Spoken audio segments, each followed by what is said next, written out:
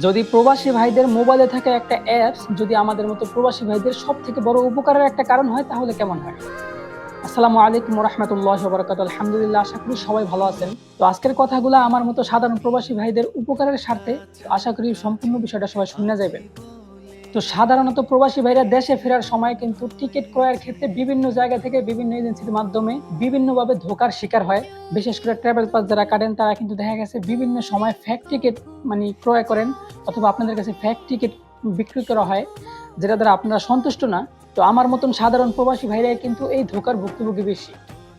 তো তাদের জন্য আজকে আমার একটা পরামর্শ থাকবো, আপনারা কিন্তু চাইলে এই সব সমস্যার সমাধানে কিন্তু হোম টাউন নামে একটা অ্যাপস, যেটা কিন্তু আপনারা ইউজ করতে পারেন।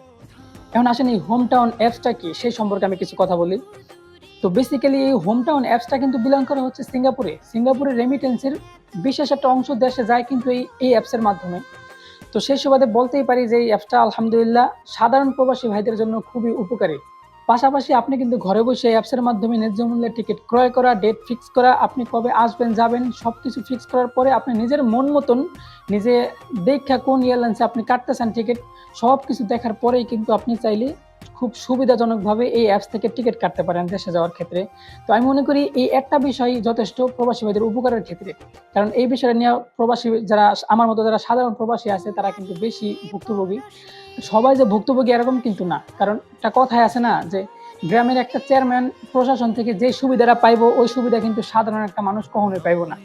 তো সেই জন্য বলে যারা আমার মতো যারা সাধারণ প্রবাসী আছেন তারাই কিন্তু এই ধরনের চক্রান্তে বেশি ভুক্তভোগী হয়ে থাকেন।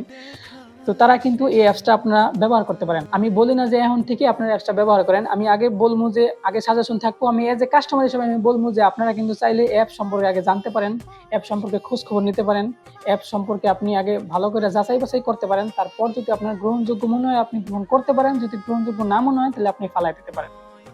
তো সম্পূর্ণ বিষয়টা আপনার উপর নির্ভর করব।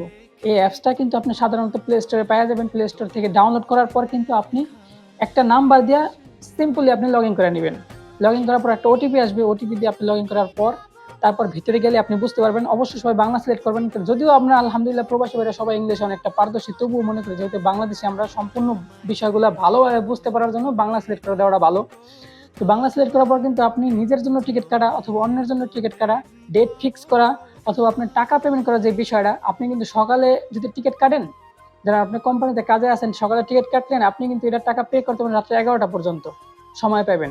তো অনেক বড় সুযোগ সুবিধা।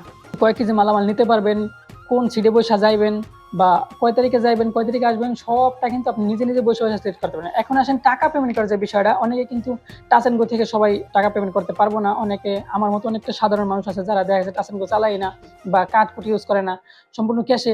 তাদের জন্য কিন্তু আছে, দেখেন এই অ্যাপস কিন্তু আমার বা আমার বাবার না। এই অ্যাপসের যে পরিচালকটা আছে তারা কিন্তু সফলভাবে সিঙ্গাপুরে এটা বিলং করতেছে। তো মালয়েশিয়াতে আলহামদুলিল্লাহ হয়তোবা অনেকে জানেন না, এই জন্য আর কি মালয়েশিয়াতে কিন্তু আলহামদুলিল্লাহ প্রায় 2 মাসের মতো 2 মাস প্লাস হয়ে গেছে, ঠিক আছে, এটা চালু করছে এই অ্যাপসটা। তো মালয়েশিয়ার প্রবাসীদের সুবিধার্থে। তো আপনারা কিন্তু চাইলে এটার হেল্প সেন্টার যাইতে পারেন। এটার হেল্প সেন্টার আছে কিন্তু 2 জায়গায়, একটা জোহরে আপনার সিটি স্কোয়ারে জেবিতে, আর একটা দেখা গেছে কেলেই কোতারায়া, ঠিক আছে। তো নাম্বার তো অবশ্যই স্ক্রিনে দেওয়া থাকবে, আপনারা যোগাযোগ করে ইচ্ছা করলে সেখানে যাইয়া আপনার টিকিট আপনি নিজের হাতে নিজে নিয়ে আসতে পারবেন, টাকা পেমেন্ট করে কোনো সমস্যা নেই। তো আশা করি অ্যাপসটা দ্বারা আপনারা অনেকটা উপকৃত হবেন। সবার জন্য বেস্ট অফ লাক। আপনারা চাইলে কিন্তু ট্রাই করতে পারেন।